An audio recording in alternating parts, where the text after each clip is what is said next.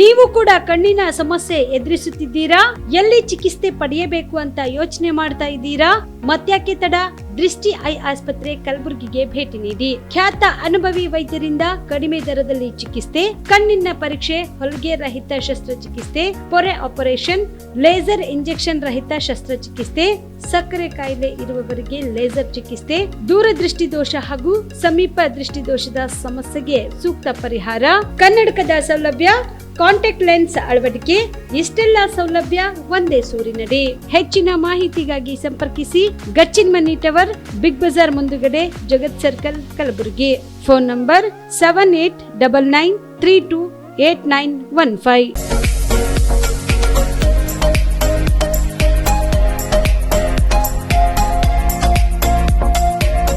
PUC ಆದ್ಮೇಲೆ ಏನ್ ಮಾಡೋದು? ಯಾವ ಕೋರ್ಸ್ ಮಾಡಿದ್ರೆ ಉತ್ತಮ? ನಮ್ಮದು ಪದವಿ ಮುಗಿದಿದೆ, ಆದ್ರೆ ಒಳ್ಳೆ ಸಂಬಳದ ಕೆಲಸ ಸಿಗ್ತಿಲ್ಲ. ಉತ್ತಮ ಕೆಲಸ ಸಿಕ್ಕರೂ ಯೋಗ್ಯ ಸಂಬಳ ಇಲ್ಲ. ಕೆಲವೆಡೆ ಯೋಗ್ಯ ಸಂಬಳ ಸಿಕ್ಕರೂ ಮಾಡುವ ಕೆಲಸದಲ್ಲಿ ತೃಪ್ತಿ ಇಲ್ಲ. ಇದಕ್ಕೆ ಏನ್ ಮಾಡೋದು? ಈ ಎಲ್ಲ ಪ್ರಶ್ನೆಗಳಿಗೆ ಉತ್ತರ ಆಪ್ಟೆಕ್ ಏವಿಯೇಷನ್ ಇನ್ಸ್ಟಿಟ್ಯೂಟ್. ನಿಮ್ಮ PUC ಅಥವಾ ಡಿಗ್ರಿ ಆದ್ಮೇಲೆ ಗಗನಸಖಿ ಅಥವಾ ಏರ್ ಟ್ರಾವೆಲ್ ಕ್ರೂಸ್ ತರಬೇತಿ ನೀಡಲಾಗುತ್ತೆ. ಪ್ರತಿಯೊಬ್ಬ ವಿದ್ಯಾರ್ಥಿಗೂ ಇಲ್ಲಿ ವೈಯಕ್ತಿಕ ಆಸಕ್ತಿಯಿಂದ ಪಾಠ ಮಾಡಲಾಗುತ್ತೆ. ಪ್ರತಿಯೊಂದು ವಿಷಯವನ್ನ ಪ್ರಯೋಗಾತ್ಮಕವಾಗಿ ತೋರಿಸಿಕೊಡಲಾಗುತ್ತೆ. ಈ ಸಂಸ್ಥೆಯಲ್ಲಿ ಮಕ್ಕಳ ಪರ್ಸನಾಲಿಟಿ ಡೆವಲಪ್ಮೆಂಟ್, ಮಾತನಾಡುವ ಶೈಲಿ, ಕೌಶಲ್ಯ ತರಬೇತಿ, ಗ್ರೂಮಿಂಗ್ ಅಂದ್ರೆ ಗಗನಸಖಿಯರು ಯಾವ ರೀತಿ ತಯಾರಾಗಬೇಕು ಅಂತ ತರಬೇತಿ ನೀಡುವುದಕ್ಕಾಗಿ ಪ್ರತ್ಯೇಕ ಕೊಠಡಿ ಹಾಗೂ ವಿಮಾನಯಾನದ ತದ್ರೂಪಿ ಸೃಷ್ಟಿಯ ಮೂಲಕ ವಿದ್ಯಾರ್ಥಿಗಳಿಗೆ ತರಬೇತಿ ನೀಡಲಾಗುತ್ತೆ. ನಿಮ್ಮ ಮಕ್ಕಳು ಒಳ್ಳೆಯ ಕೆಲಸ ಮತ್ತು ಉತ್ತಮ ಸಂಬಳ ಹಾಗೂ ಗೌರವಯುತವಾದ ಸ್ಥಾನದಲ್ಲಿ ಇರುವುದು ನಿಮ್ಮ ಆಸೆಯಾಗಿದ್ರೆ ತಡಮಾಡದೆ ಕರೆ ಮಾಡಿ ಇನ್ನೂ ಹೆಚ್ಚಿನ ಮಾಹಿತಿಯನ್ನ ಪಡೆಯಿರಿ. Aptech aviation and hospitality academy, ಗೊಂದಡಿ ಗಲ್ಲಿ corner, above union bank, Samadevi ಗಲ್ಲಿ road, Belagavi 590001. Mobile number 7619303873, 973-132-1173 and 0831-421-3873. ಬಿಲ್ವ ಆಸ್ಪತ್ರೆ ಕಲಬುರಗಿ ಜಿಲ್ಲೆಯ ಪ್ರತಿಷ್ಠಿತ ಆಸ್ಪತ್ರೆಗಳಲ್ಲಿ ಒಂದಾಗಿದೆ. ಖ್ಯಾತ ವೈದ್ಯರಾದ ಡಾಕ್ಟರ್ ರೇಣು ಪ್ರಸಾದ ಚಿಕ್ಕಮಠ ಸಾರಥ್ಯದಲ್ಲಿ ಖ್ಯಾತ ಅನುಭವಿ ವೈದ್ಯರಿಂದ ಉತ್ತಮ ಚಿಕಿತ್ಸೆ ನೀಡಲಾಗುತ್ತಿದೆ. ಕಲ್ಯಾಣ ಕರ್ನಾಟಕ ಭಾಗದಲ್ಲಿ ಪ್ರಪ್ರಥಮ ಬಾರಿಗೆ robotic hip and knee replacement ಚಿಕಿತ್ಸೆ ನೀಡುತ್ತಿರುವ ಏಕೈಕ ಆಸ್ಪತ್ರೆ ಬಿಲ್ವ ಆಸ್ಪತ್ರೆಯಾಗಿದೆ. ಆಸ್ಪತ್ರೆಯಲ್ಲಿ ಸಿಗುವ ಚಿಕಿತ್ಸೆಗಳು: general surgery, laparoscopy surgery, neuro surgery, orthopaedic surgery, plastic surgery, gastro surgery, aqua surgery, gynaecology surgery, general medicine, paediatric, neuro surgery, cardiology, haematology, endocrinology, ENT ಮತ್ತು ophthal, general physician, urology, nephrology, radiology, dialysis, advance ICU and advance OT setup, ಅತ್ಯಾಧುನಿಕ ಸೌಲಭ್ಯವುಳ್ಳ casualty, 24x7 emergency trauma centre. ಹೆಚ್ಚಿನ ಮಾಹಿತಿಗಾಗಿ ಸಂಪರ್ಕಿಸಿ ಬಿಲ್ವ ಆಸ್ಪತ್ರೆ, beside Amba Bhavani temple, new Jewargi road, Kalaburagi. Phone number 7420972719. Navajeevana blood centre Kalaburagi. Kalaburagi ಜಿಲ್ಲೆಯ ಬೃಹತ್ blood bank Navajeevana blood centre ನಲ್ಲಿ ಎಲ್ಲಾ ಗ್ರೂಪ್ ನ ರಕ್ತದ ಜೊತೆಗೆ SDP, PRP, RDP, FFP, platelets 24x7 ಲಭ್ಯ. ಕಲಬುರಗಿ ಜಿಲ್ಲೆಯ ಎಲ್ಲ ಆಸ್ಪತ್ರೆಯ ಬಾಗಿಲಿಗೆ ತುರ್ತು ಸೇವೆ. ಹೆಚ್ಚಿನ ಮಾಹಿತಿಗಾಗಿ ಸಂಪರ್ಕಿಸಿ ಓಲ್ಡ್ RTO ಕಚೇರಿ, ASM ಆಸ್ಪತ್ರೆ ಹತ್ತಿರ, ಕಲಬುರಗಿ. ಮೊಬೈಲ್ ನಂಬರ್ 8147979645 ಮತ್ತು 08472240066 240066. ಅಮೃತ ಸ್ಪರ್ಶ ಮಲ್ಟಿ ಸ್ಪೆಷಾಲಿಟಿ ಆಸ್ಪತ್ರೆ ಕಲಬುರಗಿ. ಮೂಳೆ ನರರೋಗಕ್ಕೆ ಅಮೃತ ಸ್ಪರ್ಶ ಮದ್ದು. ಖ್ಯಾತ ವೈದ್ಯ ಪ್ರಶಾಂತ್ ಇಡಿ ಅವರ ಕಳೆದ 10 ವರ್ಷಗಳ ಸಾರ್ಥಕ ಸೇವೆ. ಖ್ಯಾತ ಅನುಭವಿ ವೈದ್ಯರ ತಂಡದಿಂದ ಚಿಕಿತ್ಸೆ. ಅಮೃತ ಸ್ಪರ್ಶ ಮಲ್ಟಿ ಸ್ಪೆಷಾಲಿಟಿ ಆಸ್ಪತ್ರೆಯಲ್ಲಿ ಸಿಗುವ ಸೌಲಭ್ಯಗಳು: ನ್ಯೂರೋ ಸರ್ಜರಿ 24x7, ಆರ್ಥೋ ಮತ್ತು ಟ್ರಾಮಾ ಕೇರ್, ಮಧುಮೇಹ, ಅಧಿಕ ರಕ್ತದೊತ್ತಡದ ಆರೈಕೆ, ಹೃದಯ ಮತ್ತು ಥೈರಾಯ್ಡ್ ಕೇರ್, 24x7 ಸ್ತ್ರೀ ರೋಗ ತಜ್ಞ ಮತ್ತು ಪ್ರಸೂತಿ ಆರೈಕೆ, COPD, ಅಸ್ತಮಾ ಕೇರ್ 24/7, ಎಂತ್ ICU, ನಿನಿಟಾಲ್ ಕೇರ್, ಸುಸಜ್ಜಿತ ICU, ಪ್ರಮುಖ ಆಪರೇಷನ್ ಥಿಯೇಟರ್, 24/7 ಹೈಟೆಕ್ ಪ್ರಯೋಗಾಲಯ, 24/7 ಎಕ್ಸ್ರೇ, 24/7 ಫಾರ್ಮಸಿ, ಡಿಲೆಕ್ಸ್ ಕೊಠಡಿಗಳು, ಅಡ್ವಾನ್ಸ್ ICU ಮತ್ತು ಅಡ್ವಾನ್ಸ್ OT ಸೆಟಪ್, ಅತ್ಯಾಧುನಿಕ ಸೌಲಭ್ಯವುಳ್ಳ ಕೆಸೊಲ್ಟಿ, 24/7 ಎಮರ್ಜೆನ್ಸಿ ಚಿಕಿತ್ಸೆ. ಹೆಚ್ಚಿನ ಮಾಹಿತಿಗಾಗಿ ಸಂಪರ್ಕಿಸಿ ಅಮೃತ ಸ್ಪರ್ಶ ಮಲ್ಟಿ ಸ್ಪೆಷಾಲಿಟಿ ಆಸ್ಪತ್ರೆ Kalaburagi, Biddapura colony, over bridge Kalaburagi. ಸಂಪರ್ಕಿಸಿ 6366662523. ಕಲಬುರಗಿ ಜಿಲ್ಲೆಗೆ ಪ್ರವಾಸ ಮಾಡ್ತಾ ಇದ್ದೀರಾ? ಅಲ್ಲಿ ಯಾವ ಹೋಟೆಲ್ನಲ್ಲಿ ಉಳಿದುಕೊಳ್ಳಬೇಕು ಎಂದು ಯೋಚಿಸ್ತಾ ಇದ್ದೀರಾ? ಹಾಗಾದ್ರೆ ಚಿಂತೆ ಯಾಕೆ? ಕಲಬುರಗಿ ಜಿಲ್ಲೆಯ ಪ್ರತಿಷ್ಠಿತ ಅತ್ಯಾಧುನಿಕ ಸೌಲಭ್ಯವುಳ್ಳ ಹೆರಿಟೇಜ್ ಇನ್ ಹೋಟೆಲ್ನಲ್ಲಿ ಉಳಿದುಕೊಳ್ಳಲು ಸೌಲಭ್ಯ ಉಂಟು.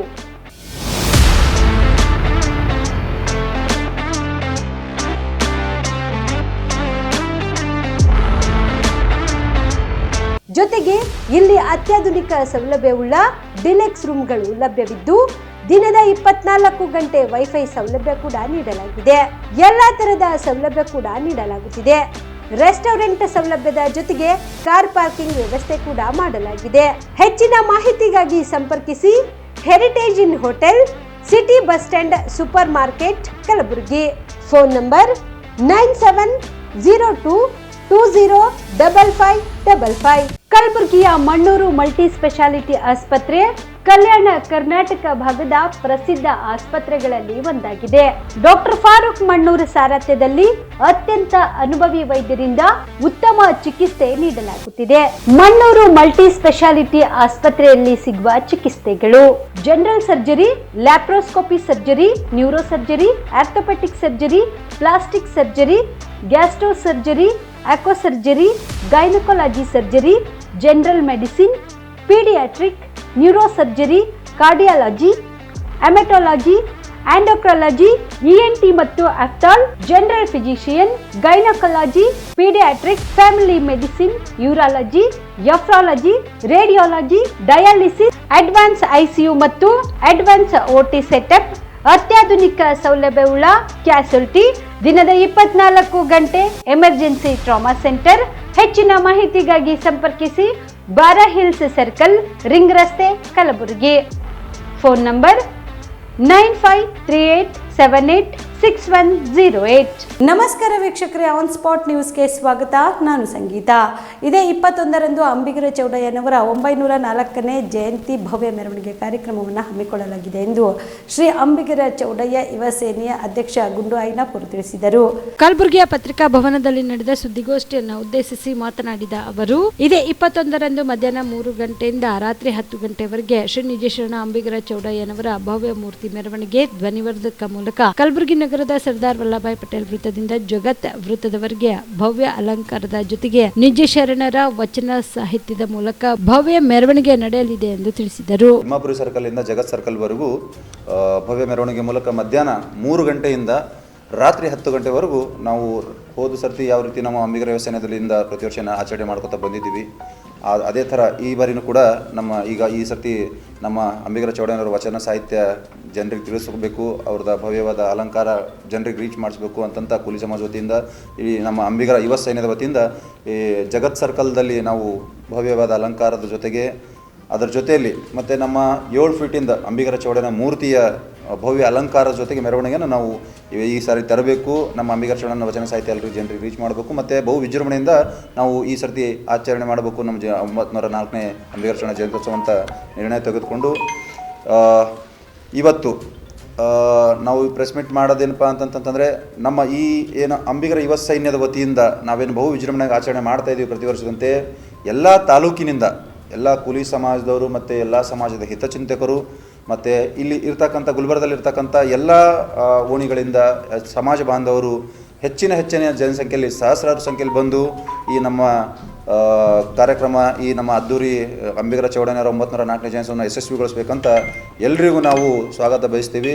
ಮತ್ತು ತಾವೆಲ್ಲರೂ ಬಂದ್ಕೇಸಿ ಇದಕ್ಕೆ ಹಾರೈಸಿ ಸಮಾಜದ ಒಂದು ಒಕ್ಕೂರ್ಲ ಕೂಗನ್ನು ಜನರಿಗೆ ರೀಚ್ ಮಾಡಿಸ್ಬೇಕಂತ ಈ ಪತ್ರಿಕಾ ಮಾಧ್ಯಮದ ಮೂಲಕ ನಾವು ಹೇಳಕ್ಕೆ ಇಷ್ಟಪಡ್ತೀವಿ. ಜೈ ಶ್ರೀರಾಮ್ ಸೇವಾ ಸಮಿತಿ ವತಿಯಿಂದ ಇದೇ 22ರಂದು ಹೋಮ ಹವನ ಕಾರ್ಯಕ್ರಮ ಹಮ್ಮಿಕೊಳ್ಳಲಾಗಿದೆ ಎಂದು ಶ್ರೀರಾಮ ಸೇವಾ ಸಮಿತಿಯ ರಾಜಶೇಖರ ಡೊಂಗರ್ಗಾಂವ್ ತಿಳಿಸಿದರು. ಕಲಬುರಗಿಯ ಪತ್ರಿಕಾ ಭವನದಲ್ಲಿ ನಡೆದ ಸುದ್ದಿಗೋಷ್ಠಿಯನ್ನು ಉದ್ದೇಶಿಸಿ ಮಾತನಾಡಿದ ಅವರು, ಇದೇ ಸೋಮವಾರ 22ರಂದು ಅಯೋಧ್ಯೆಯಲ್ಲಿ ರಾಮ ಮಂದಿರದ ಉದ್ಘಾಟನೆ ಮತ್ತು ರಾಮನ ಮೂರ್ತಿ ಪ್ರಾಣ ಪ್ರತಿಷ್ಠಾಪನೆ ಹಿನ್ನೆಲೆಯಲ್ಲಿ ಕಲಬುರಗಿ ನಗರದ ಕಾಕಡ ಚೌಕ್ನಲ್ಲಿ ಅಂದು ಬೆಳಗ್ಗೆ 9 ಗಂಟೆಗೆ ಹೋಮ ಹವನ ಹಾಗೂ ರಾಮಮೂರ್ತಿಯ ಪೂಜೆ ಕಾರ್ಯಕ್ರಮ ಹಮ್ಮಿಕೊಳ್ಳಲಾಗುತ್ತಿದೆ. ಈ ಕಾರ್ಯಕ್ರಮದ ದಿವ್ಯ ಸಾನ್ನಿಧ್ಯವನ್ನು ಶ್ರೀ ಮನೀಪ್ರ ಗುರುಪಾದಲಿಂಗ ಮಹಾಶಿವಯೋಗಿಗಳು ವಹಿಸಲಿದ್ದಾರೆ. ಪರಮ ಪೂಜ್ಯ ಶ್ರೀ ಹವಮಲ್ಲಿನಾಥ ಮಹಾರಾಜರು ಸೇರಿದಂತೆ ಅನೇಕ ಪೂಜ್ಯರು, ಅನೇಕ ರಾಜಕೀಯ ಗಣ್ಯ ವ್ಯಕ್ತಿಗಳು ಭಾಗಿಯಾಗಲಿದ್ದಾರೆ ಎಂದು ತಿಳಿಸಿದರು. ಚೌಕಿನಲ್ಲಿ ಭವ್ಯ ರಾಮ ಮಂದಿರ ನಿರ್ಮಾಣದ ನಿಮಿತ್ತ ಒಂದು ಮೂರ್ತಿಯ ಒಂದು ಪೂಜೆಯನ್ನು ಇಟ್ಟುಕೊಂಡು ಅದಕ್ಕೆ ಅಭಿಷೇಕ ಮಾಡಿ ಅಲ್ಲಿರುವಂಥ ಭಕ್ತಾದಿಗಳಿಗೂ ಪ್ರಸಾದ ವಿತರಣೆ ಮಾಡುತ್ತೇವೆ. ಭಾರತ ಖಂಡ ಇತಿಹಾಸದಲ್ಲಿಯೇ ಭಾರತ ಎಂದ ಒಂದು ದೇಶವಿದ್ದು ಆ ದೇಶದಲ್ಲಿ ಸಾವಿರಾರು ವರ್ಷಗಳ ಹಿಂದೆ ಏನು ರಾಮ ಜನ್ಮಿಸಿದನು ಅಷ್ಟು ಏನು ವಿಜೃಂಭಣೆಗಳಿಂದ ಏನು ಕಾರ್ಯಕ್ರಮ ಇತ್ತು, ಇವತ್ತೂ ಕೂಡ ಬರುವ ಜನವರಿ 22ರಂದು ಇಡೀ ಜಗತ್ತಿಗೆ ಒಂದು ಮಾದರಿಯಾದಂಥ ಅಯೋಧ್ಯೆಯಲ್ಲಿ ರಾಮ ಮಂದಿರದಲ್ಲಿ ಶ್ರೀರಾಮ ಮೂರ್ತಿಯ ಪ್ರತಿಷ್ಠಾಪನೆ ಸನ್ಮಾನ್ಯ ಶ್ರೀ ಪ್ರಧಾನಮಂತ್ರಿಗಳಾದ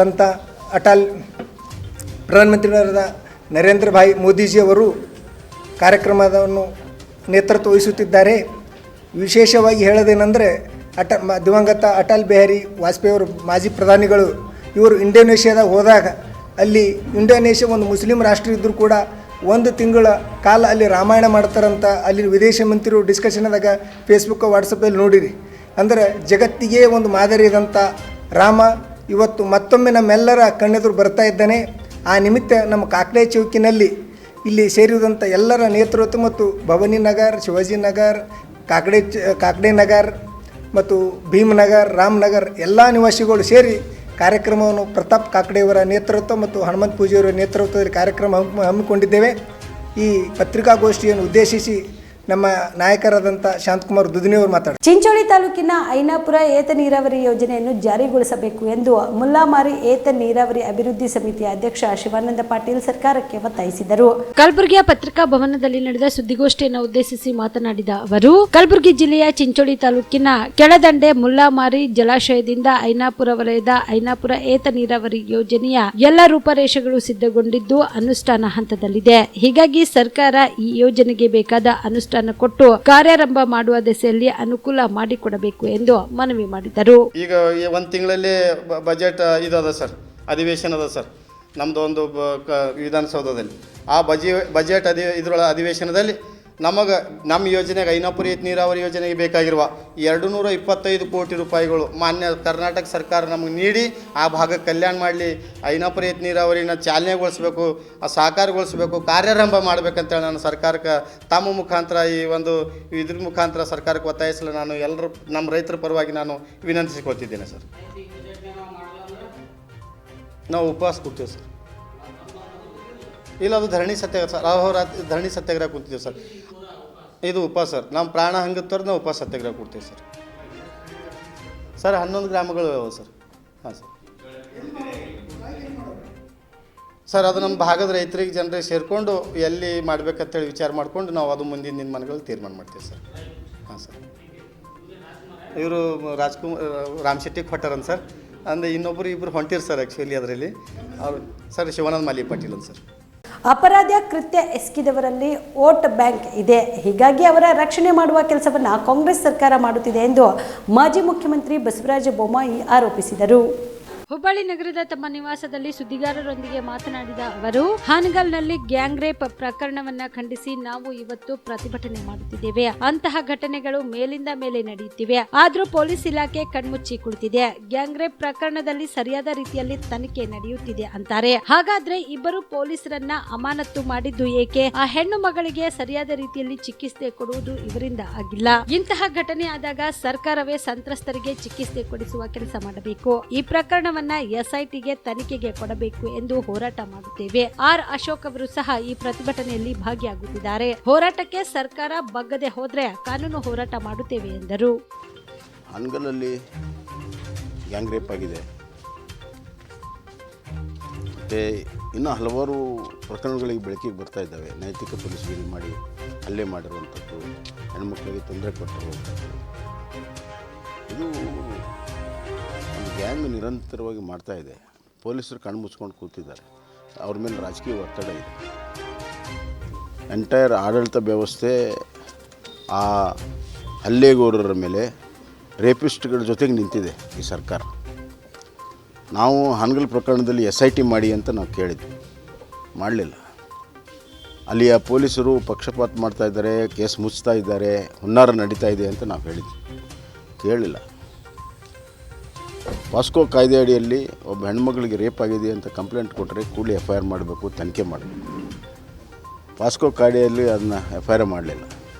ಪ್ರಕರಣ 5 ದಿವಸಕ್ಕೆ ದಾಖಲೆ ಮಾಡ್ತಾರೆ, FIRಲ್ಲಿ ಪಾಸ್ಕೋ ಕಾಯ್ದೆ ಮಾಡೋದಿಲ್ಲ, ಎಲ್ಲ ಸುಳ್ಳು ಮೆಡಿಕಲ್ ಎಕ್ಸಾಮಿನೇಷನ್ ಮಾಡಿಸ್ತಾರೆ. ಮುಚ್ಚೋದು ಭಾಳ ಸ್ಪಷ್ಟವಾಗಿದೆ. ಎರಡನೇದಾಗಿ ಆ ಹೆಣ್ಮಗಳ ಆಸೆ 50 ಲಕ್ಷ ರೂಪಾಯಿ ಕೊಡ್ತೀವಿ ಅಂತ ಆಸೆ ಆಮಿಷ ತೋರಿಸಿದ್ರು, ಅದ್ರ ಬಗ್ಗೆನೂ ಪೊಲೀಸರು ತನಿಖೆ ಮಾಡ್ತಾಯಿಲ್ಲ. ಆ ಹೆಣ್ಮಗಳಿಗೆ ಸರಿಯಾದಂಥ ಟ್ರೀಟ್ಮೆಂಟ್ ಕೊಡಿಸ್ಬೇಕು ಅಂತ ಇದ್ದರೂ ಕೂಡ ಕಾನೂನಲ್ಲಿ ಮಾಡ್ತಾಯಿಲ್ಲ. ಮತ್ತು ನನಗೆ ಆಶ್ಚರ್ಯ ಆಗಿದ್ದು, ಇದು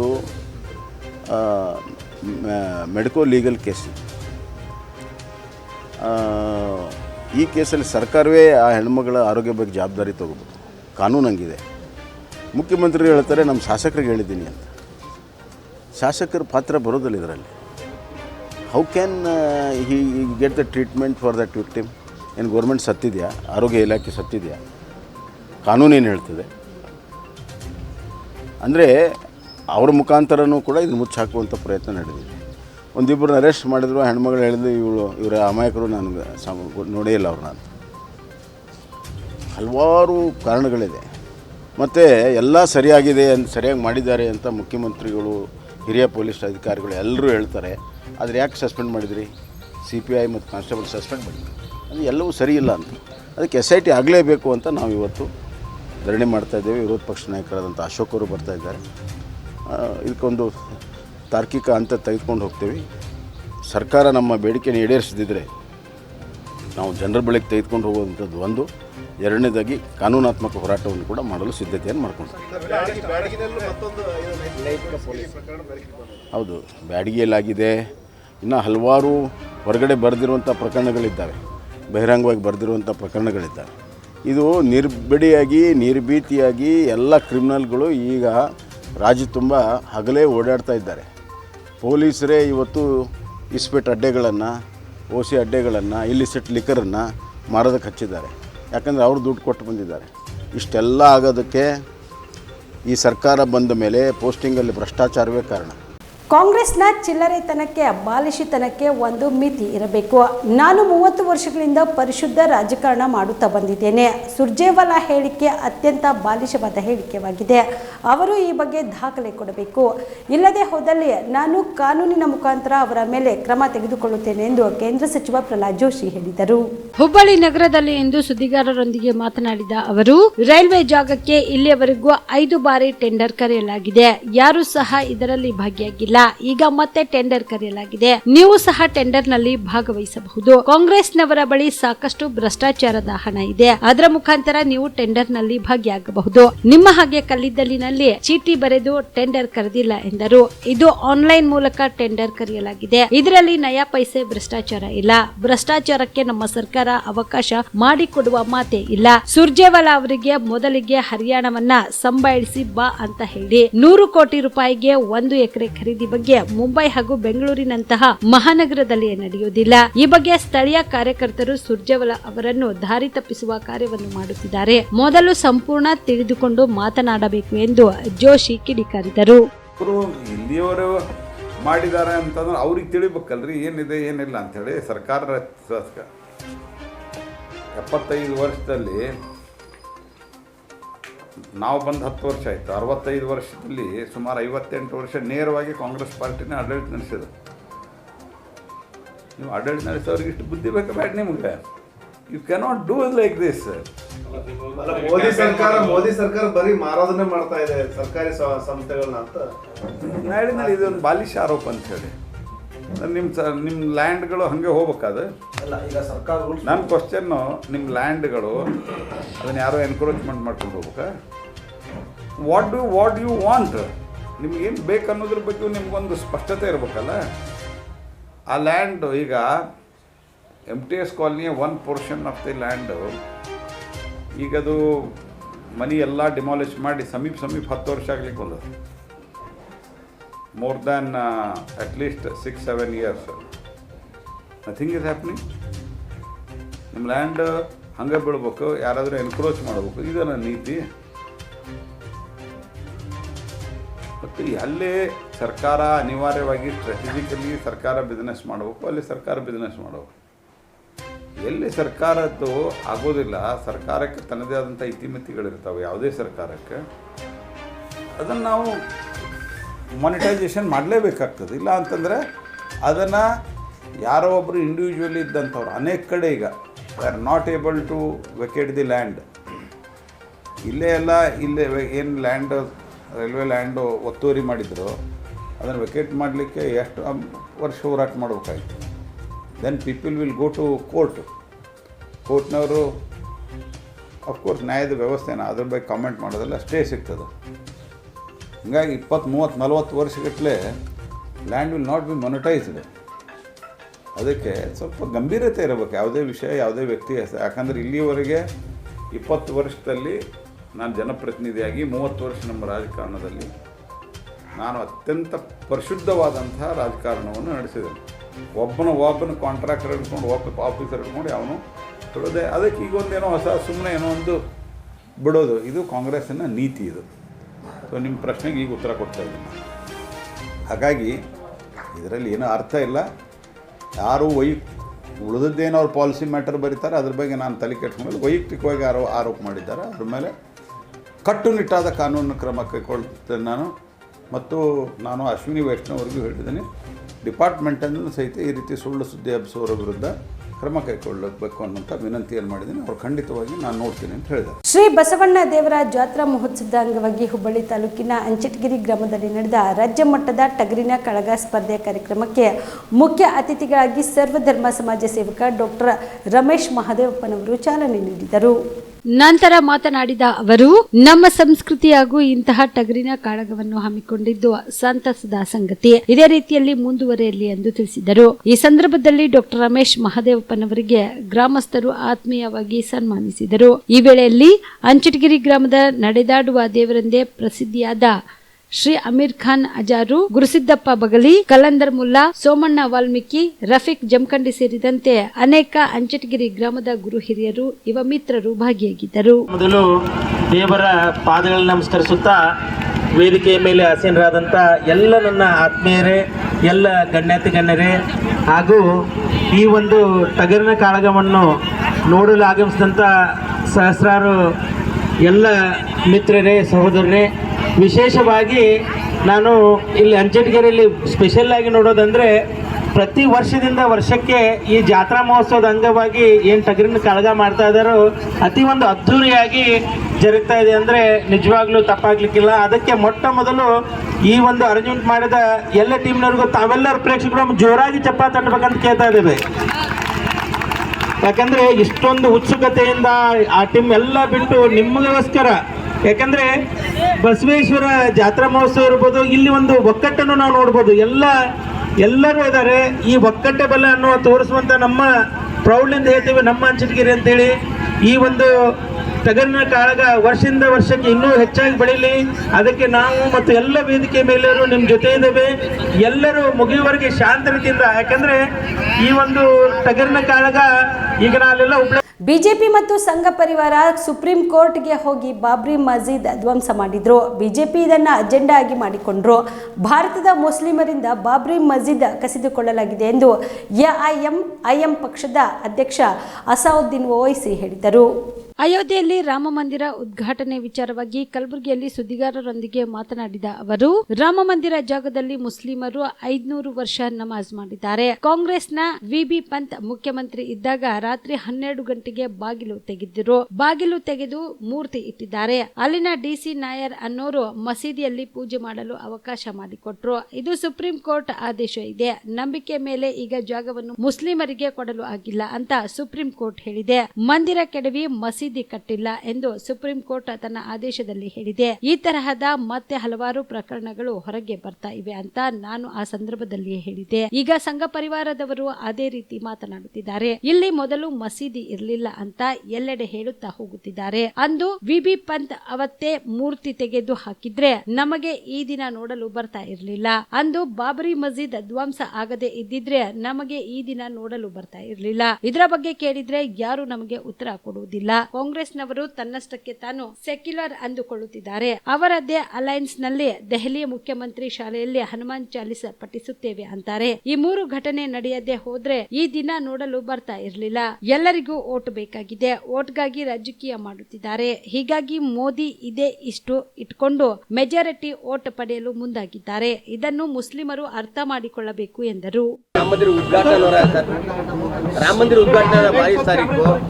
आपको क्या मुला ये जा रहे इनवाइट करें सर, आपको भी आप जा रहे हैं क्या? देखिए एक बात सुनिए 19 जब जीबी पंत चीफ मिनिस्टर थे तो उस जगह पर 500 साल तक मुसलमान नमाजें पढ़े। कांग्रेस के जीबी पंत मुख्यमंत्री थे, रात के अंधेरे में उसमें मूर्तियां रख दी गई। मेरी मस्जिद थी, है और रहेगी। उन्होंने मूर्तियां नहीं निकाले और फिर वहाँ पे कलेक्टर थे जिनका नाम था नायर साहब मस्जिद बंद करा के वहाँ पर पूजा शुरू कर दिए और 1950s में नायर साहब जनसंघ के पहले मेंबर ऑफ पार्लियामेंट बने। फिर 1986 में लॉक्स खोले गए, बगैर मुसलमानों को सुने। बूटा सिंह शिलान्यास कर दिए। 6 दिसंबर 1992 को सुप्रीम कोर्ट को ये वादा करके बीजेपी संघ परिवार बाबरी मस्जिद को डिमोलिश कर दिए, शहीद कर दिए। और बीजेपी के पास ये मुद्दा कब आया आपको मालूम? आप लोग मालूम बीजेपी कब उठाई? 1989 में पालनपुर में बीजेपी रेजोल्यूशन पास करी। विश्व हिंदू परिषद जब फॉर्म हुई, जब तो राम मंदिर नहीं था। महात्मा गांधी बोले क्या? महात्मा गांधी इस बारे में बोले, उन्होंने तो बहुत बड़े, उन्होंने तो हे राम बोल के मारने वाला गोली मारा उनको गोडसे, उनके ज़बान से ही तो निकला था। वो बोले क्या? नहीं बोले। तो ये पूरा एक सिस्टमेटिक तरीक़े से भारत के मुसलमानों से ये बाबरी मस्जिद को छीन लिया गया। सुप्रीम कोर्ट का यकीनन फ़ैसला है। सुप्रीम कोर्ट हमारे मुल्क की आखिरी एपेक्स कोर्ट है। टाइटल सूट था, तो टाइटल सूट में सुप्रीम कोर्ट ने ये कह दिया कि फेथ की बुनियाद पर हम ये जगह मुसलमानों को नहीं दे सकते। सुप्रीम कोर्ट ये भी कह दिया कि वहाँ पर मंदिर को तोड़कर मस्जिद नहीं बनाई गई। ये सुप्रीम कोर्ट ने कहा उस जजमेंट में। और मैंने सुप्रीम कोर्ट के जजमेंट आने के बाद ये रिएक्शन आपको मीडिया को दिया था कि एक सुप्रीम कोर्ट के रिटायर्ड चीफ जस्टिस थे, उनका नाम जस्टिस JS वर्मा नाम था। उन्होंने सुप्रीम कोर्ट के बारे में कहा था कि supreme court is supreme but not infallible. ये उन्होंने कहा था, मैं फिर से कह रहा हूँ।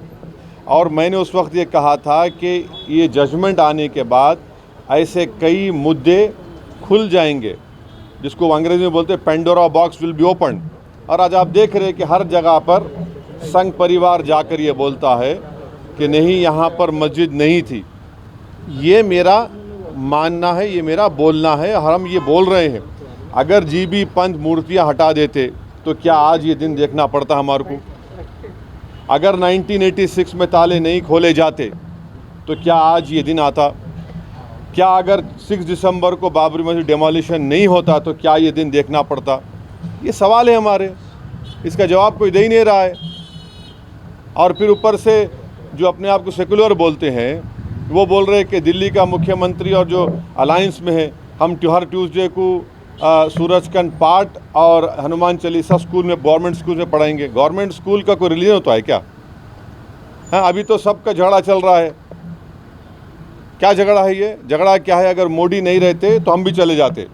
हम उन सब से पूछ रहे कि बताओ, ये जो मैं बातें कर रहा हूँ 3 इम्पॉर्टेंट इंसिडेंट्स बोल रहा हूँ। जीबी पंत जब चीफ मिनिस्टर थे 1986, 6 दिसंबर 1992, इस पर क्या बोलना है आप लोगों का? बोलो।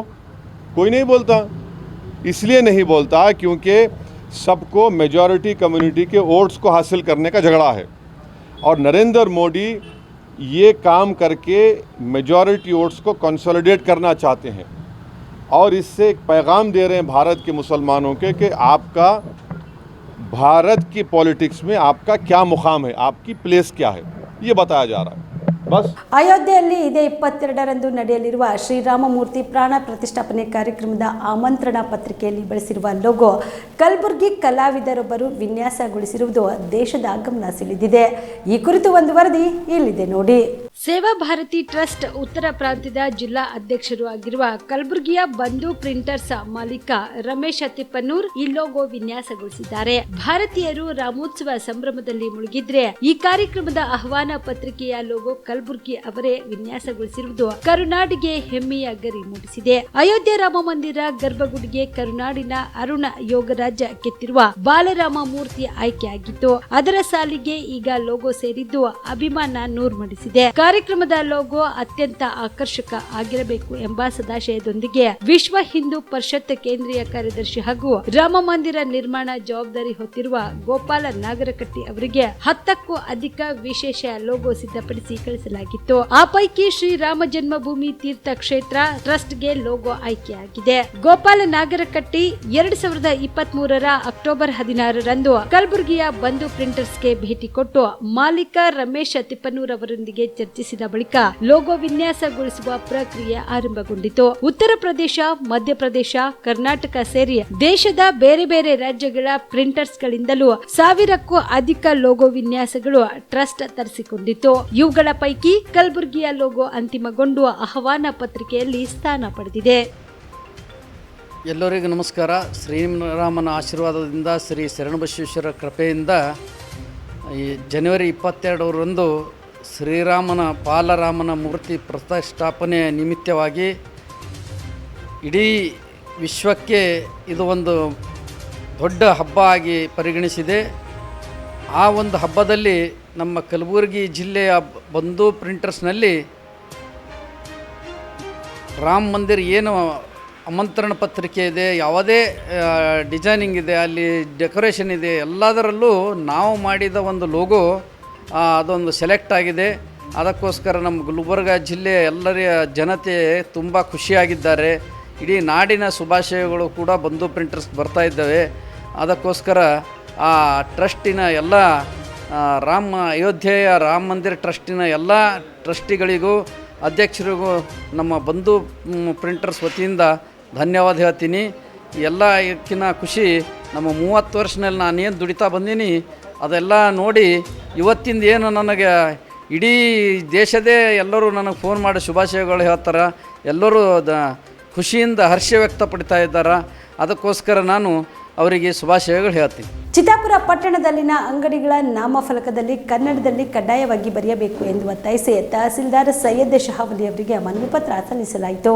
ಚಿತ್ತಾಪುರ ಪಟ್ಟಣದಲ್ಲಿರುವ ಎಲ್ಲ ಅಂಗಡಿ ಮುಗ್ಗಟ್ಟುಗಳ ನಾಮಫಲಕ ಕನ್ನಡದಲ್ಲಿ ಕಡ್ಡಾಯವಾಗಿ ಬರೆಯಬೇಕು ಎಂದು ಒತ್ತಾಯಿಸಿ ಪಟ್ಟಣದ ತಹಸೀಲ್ದಾರ್ ಕಚೇರಿ ಎದುರುಗಡೆಗೆ ಇಂದು ಕರ್ನಾಟಕ ರಕ್ಷಣಾ ವೇದಿಕೆ ಟಿಎ ನಾರಾಯಣ ಗೌಡರ ಬಣದ ತಾಲೂಕಾ ಅಧ್ಯಕ್ಷ ಚಂದರ್ ಚೌಹಾಣ್ ಅವರ ನೇತೃತ್ವದಲ್ಲಿ ಪದಾಧಿಕಾರಿಗಳು ಪ್ರತಿಭಟನೆ ನಡೆಸಿದರು.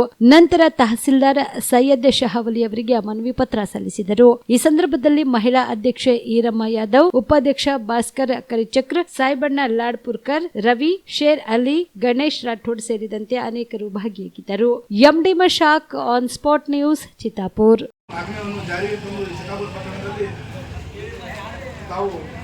ಪ್ರತಿಯೊಂದು ಅಂಗಡಿಗಳಿಗೆ ತಮ್ಮ ಮುಖಾಂತರ ನೋಟಿಸ್ ಅನ್ನು ಕಳಿಸಿ ಈಗ ಆಂಗ್ಲ ಭಾಷೆಯಲ್ಲಿರುವ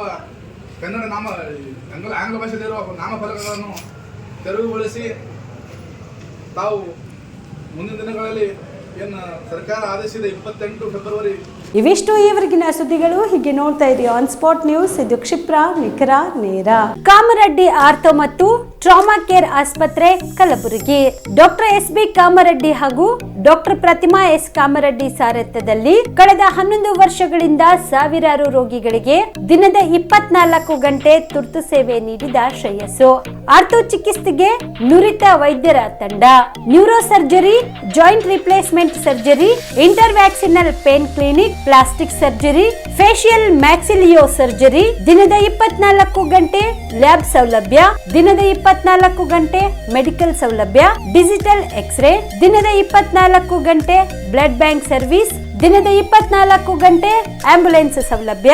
ಹೆಚ್ಚಿನ ಮಾಹಿತಿಗಾಗಿ ಸಂಪರ್ಕಿಸಿ ಸರ್ಕಾರಿ ಐಟಿಐ ಕಾಲೇಜು ಮುಂಭಾಗ, ಕಾಮರೆಡ್ಡಿ ಆರ್ಥೋ ಮತ್ತು ಟ್ರಾಮಾ ಕೇರ್ ಆಸ್ಪತ್ರೆ Kalaburagi. Phone number 08472256163. Akash traders Kalaburagi. Kalaburagi ನಗರದ ಸುಪ್ರಸಿದ್ಧ ಆಕಾಶ ಟ್ರೇಡರ್ಸ್ ನಲ್ಲಿ ನಿಮ್ಮ ಮನೆ ಕಟ್ಟಲು ಸಿಮೆಂಟ್, ಸ್ಟೀಲ್ ಎಲ್ಲಾ ರೀತಿಯ ಸಾಮಗ್ರಿಗಳು ಲಭ್ಯ. ಜೊತೆಗೆ ಆಕಾಂಕ್ಷ ಎಂಟರ್ಪ್ರೈಸಸ್ ನಲ್ಲಿ ಹಾರ್ಡ್ವೇರ್ ಮತ್ತು ಪೇಂಟ್ಸ್ ಲಭ್ಯ. ನಿಮ್ಮ ಮನೆಗೆ ಬೇಕಾಗುವ ಎಲ್ಲಾ ರೀತಿಯ ಬ್ರಾಂಡೆಡ್ ಕಂಪನಿಯ ವಿಭಿನ್ನ ಅತ್ಯಾಕರ್ಷದ ಜೊತೆಗೆ ಗುಣಮಟ್ಟದ ಫರ್ನಿಚರ್ ಸಾಮಗ್ರಿಗಳು, ಎಲ್ಲಾ ರೀತಿಯ ಹಾರ್ಡ್ವೇರ್ ಸಾಮಗ್ರಿಗಳು, ಪ್ಲೈವುಡ್ ಸಾಮಗ್ರಿಗಳು, ಡೆಕೋರಿಯಂ ಶೀಟ್ಗಳು ಸೇರಿದಂತೆ ವಿವಿಧ ಸಾಮಗ್ರಿಗಳು ಇಲ್ಲಿ ಲಭ್ಯ. ಪ್ರಸಿದ್ಧ ನೆರೋಲೆಕ್ ಪೇಂಟ್ ಕಂಪನಿಯ ಎಲ್ಲಾ ಕಲರ್ ಪೇಂಟ್ಸ್ ಗಳು ಇಲ್ಲಿ ಲಭ್ಯ. ಸೇಫ್ಟಿ ಲಾಕರ್, ಗ್ಯಾಸ್ ಸ್ಟೋವ್ ಸೇರಿದಂತೆ ಮನೆಯ ಸುಂದರೀಕರಣಕ್ಕೆ ಬೇಕಾಗುವ ಎಲ್ಲಾ ಸಾಮಗ್ರಿಗಳು ಆಕಾಂಕ್ಷ ಎಂಟರ್ಪ್ರೈಸಸ್ ನಲ್ಲಿ ಲಭ್ಯ. ಹೆಚ್ಚಿನ ಮಾಹಿತಿಗಾಗಿ ಸಂಪರ್ಕಿಸಿ ಆಕಾಶ ಟ್ರೇಡರ್ಸ್ 9916234175, ವೀರೇಂದ್ರ ಪಾಟೀಲ್ ಲೇಔಟ್ ಹತ್ತಿರ, ಸೇಡಂ ರಸ್ತೆ, ಕಲಬುರಗಿ. ಆಕಾಂಕ್ಷ ಎಂಟರ್ಪ್ರೈಸಸ್ ಮೊಬೈಲ್ ನಂಬರ್ 8652892455, ರಿಂಗ್ ರಸ್ತೆ, ಕಲಬುರಗಿ. ಸುಬೇದಾರ್ ಕೇರ್ ಆಸ್ಪತ್ರೆ ಕಲಬುರಗಿ. ಕಲಬುರಗಿ ನಗರದ ಸೇಡಂ ರಸ್ತೆಯಲ್ಲಿರುವ ಟ್ರಾಮಾ ಎಮರ್ಜೆನ್ಸಿ 24x7 ಸೇವೆ ಲಭ್ಯ. ಅನುಭವಿ ವೈದ್ಯರ ತಂಡದೊಂದಿಗೆ gynaecology, general surgery, general medicine, paediatric, orthopaedic, ENT, laparoscopy surgery, paediatric surgery, neuro surgery, urology, plastic surgery, cardiology, neurology, gastrology, oral and maxillofacial surgery, arthroscopy, keyhole surgery of joint ಸೇರಿದಂತೆ trauma, NICU, ICU, obstetric ICU ಸೌಲಭ್ಯದೊಂದಿಗೆ ಚಿಕಿತ್ಸೆ ನೀಡಲಾಗುವುದು. ಸುಬೇದಾರ್ care ಆಸ್ಪತ್ರೆಯಲ್ಲಿ ದಿನದ 24 ಗಂಟೆ emergency ಚಿಕಿತ್ಸೆ ನೀಡಲಾಗುವುದು. ಹೆಚ್ಚಿನ ಮಾಹಿತಿಗಾಗಿ ಸಂಪರ್ಕಿಸಿ ಸುಬೇದಾರ್ ಕೇರ್ ಆಸ್ಪತ್ರೆ, ಇನ್ಕಮ್ ಟ್ಯಾಕ್ಸ್ ಆಫೀಸ್ ಎದುರುಗಡೆಗೆ, ಸೇಡಂ ರಸ್ತೆ, ಕಲಬುರಗಿ.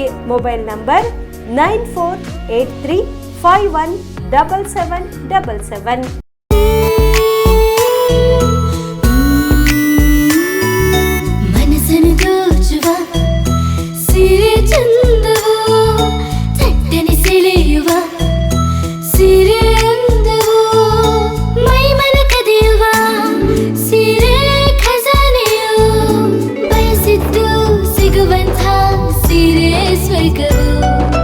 ಮದುವೆಯ ಸಂಭ್ರಮದ ಚಿತ್ತಾರದ ಸೀರೆಗಳು, ಶುಭದ ಕಾರ್ಯದಿ ಬಣ್ಣಗಳ ನರ್ತನ, ವಿಧ ವಿಧ ಸಂಗ್ರಹದಿ ಮನವನ್ನು ಅಪಹರಿಸೋ ವಿಜಯಲಕ್ಷ್ಮಿ ಸಿಲ್ಕ್ಸ್ ಸರಸಾಟಿಯಲ್ಲಿದೆ.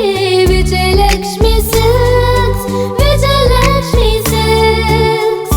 ಗುಲ್ಬರ್ಗ ಜಿಲ್ಲೆಯಲ್ಲಿಯೇ ಮಹಿಳೆಯರ ಮತ್ತು ಮಕ್ಕಳ ವಸ್ತ್ರಗಳ ಏಕೈಕ ಅತಿ ದೊಡ್ಡ showroom Vijayalakshmi silks, city centre mall, super market road, Gulbarga. ನೀವು ರಾತ್ರಿ ಹೊತ್ತು ಕುಟುಂಬದ ಸದಸ್ಯರ ಜೊತೆ ಅಥವಾ ಸ್ನೇಹಿತರ ಜೊತೆ ಎಲ್ಲಾದ್ರೂ ಊಟಕ್ಕೆ ಹೋಗ್ಬೇಕು ಅಂತ ಪ್ಲಾನ್ ಮಾಡ್ತಾ ಇದ್ದೀರಾ?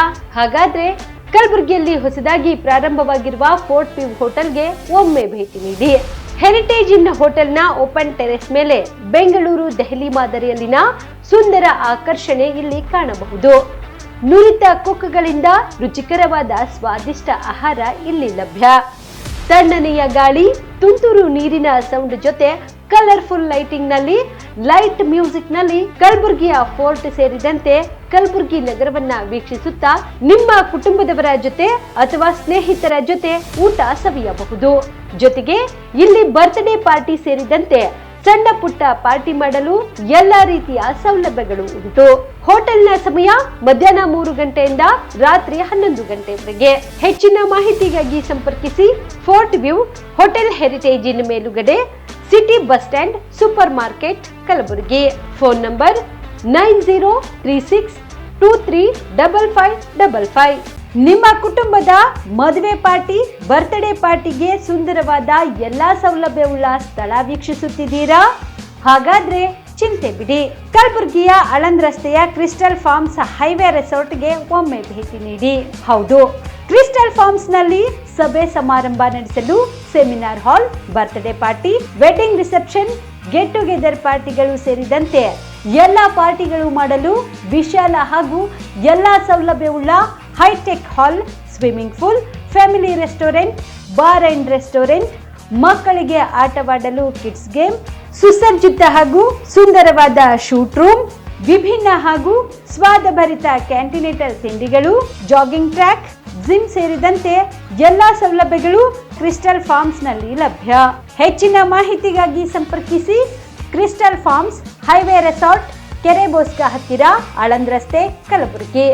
Phone number 9490295555 7406215555.